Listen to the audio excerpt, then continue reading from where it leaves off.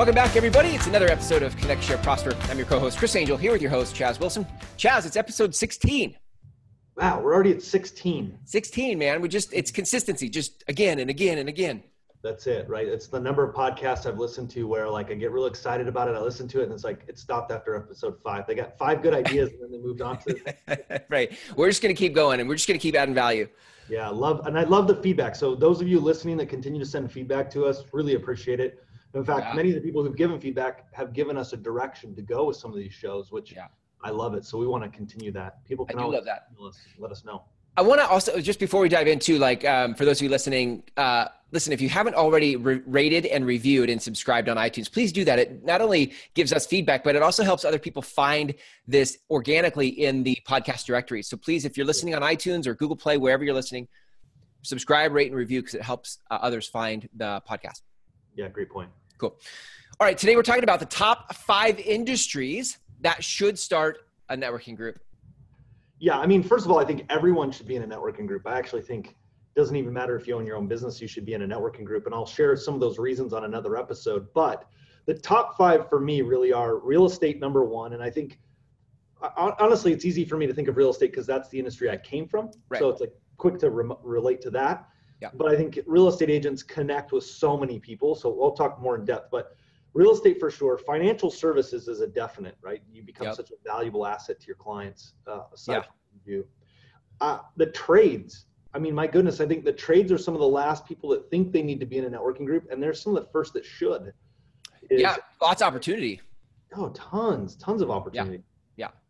And then network marketers, home-based businesses, and I'll talk about that as well because there's such a power in getting up every week and talking about your product or service that you offer. There's such power in that. And then probably to round that off, I would say chiropractors. Chiropractors are great to be in networking, and I think it's a must if you're a chiropractor. So those are the 5 for me. Yeah. All right. I love it. So let's break them down. Let's start with real estate. We'll just kind of give real estate its own little time, and then we'll do the next one and the next one, and so we go. So let's talk about real estate. Yeah, some of these points, by the way, are not just exclusive to just a real estate agent. They'll probably overlap to all. Yeah. Right, but like I think about when I was in real estate and someone would move to our area and I would work with them to purchase a home. Well, there was not just the home, but they needed insurance and they needed a home inspector and they needed all of these other services and they needed to know about the local churches and schools. And so it wasn't just me connecting with other business owners, but it was me being connected within the community. I became an asset to the client. Right. Plus, I knew that I was referring trusted people. And so if you want to really be a superstar as a real estate agent, to me, it's not optional. Like, it's just not. Yeah.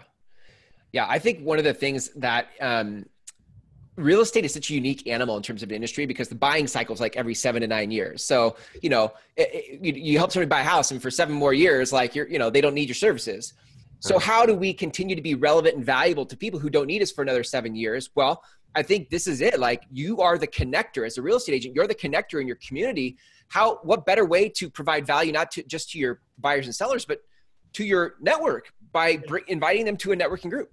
Right. Like if they're going to Angie's List to look for somebody to find, you failed. Like they need to be thinking of you because you're constantly like, that would be one of the things I would take everyone in my chapter. If I'm a real estate agent, number 1, I would build a chapter because I want these relationships. And then I would take everyone in my chapter, especially people in the trades, in services that, are great for home, purchases. Yep. I would be sending out an email, like at least twice a month of a profile of somebody that's in my chapter. Yeah. And here's how you contact them. Like, no brainer.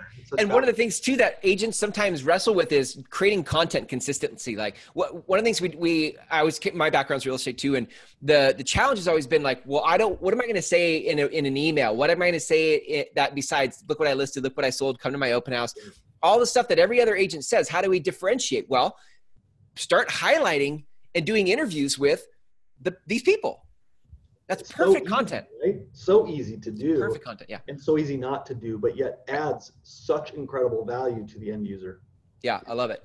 I love it. So good. So anything else about real estate agents and starting that? I mean, I think that's pretty succinct, but anything else you would say? Yeah, I mean, I think there's so many reasons. I'll go into reasons on another episode as why anyone should be in a networking group that will apply to, real estate agents or any of these. But primarily because you're a touch point, you're a center point, you're the center of the spoke for everything that person's going to need, especially if they're coming across the country to your area. Yeah. Like the fact that you can even promote yourself and say, I'm part of a networking group. I'm the chapter president of a networking group and I have all these connections. I mean, that would be something even in an interview, if they're going to hire you, like this is something to lay out. Here's all the people I'm connected with. That's valuable. Yeah. So yeah, big time. I love that. I love that. So if you're a real estate agent listening to this, like, look, and you're not in a networking group or you want to start your own, I think there's some value in being the president, starting your own chapter. Makes a ton of sense. So if they want to, look, if you're listening to this, you want to start your own chapter, go to masternetworks.com and get started there.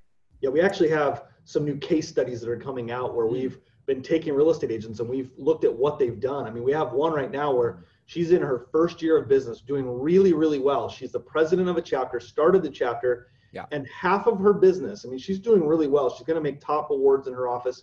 So I'm not just talking like she had 3 transactions, like she did a ton of business this year. 50% of her business came from her chapter. 50%. So smart. I love it. Okay. So real estate agents, that's perfect. Let's talk about the next one, financial services. Financial services. So here's the thing about financial services. It's an interesting business, right? If you're a financial advisor, financial planner, life insurance, etc. Again, think about the value you add. So when someone comes to see you, if you're a financial advisor and you're sitting down, obviously I know what we're going to talk about, or we're going to talk about life insurance or disabilities or whatever it is. Yeah. Opportunities for insurance. Like it becomes that, if you're not careful, it becomes that transactional, not relational environment.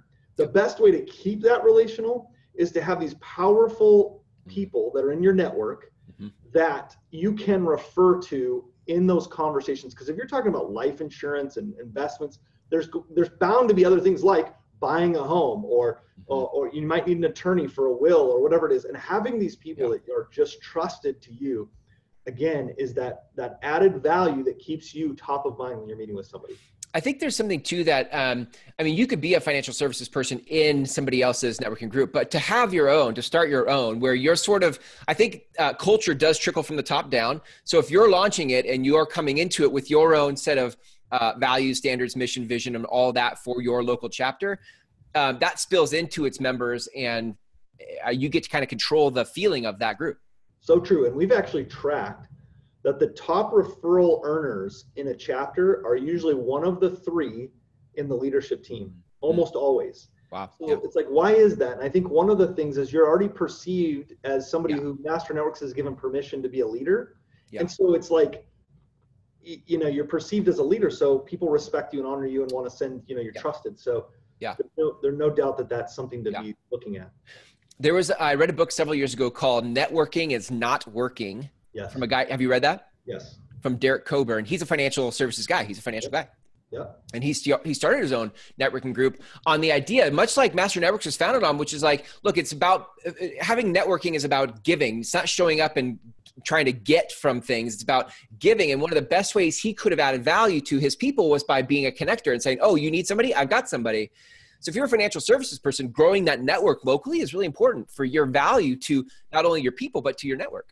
Yeah, and I always looked at it like, same with when I was in real estate, is I wanted to start the chapter so I could put the people in there that I wanted to build around my network, right? And the high level people and stuff. So that's why I always think it's smart to start a chapter. Yeah, so smart, so smart. Okay, good. Let's talk about the trades. I think this is a really good one because often overlooked, but I think there's some massive opportunity for the trades. Well, it's a massive opportunity because so few of the trades actually get into networking groups, in my opinion. Right? I'm too busy. My appointments are during the day. I will tell you what, Again, we have a whole bunch of case studies coming out. I can give you 2 really quick. I have a general contractor and a plumber.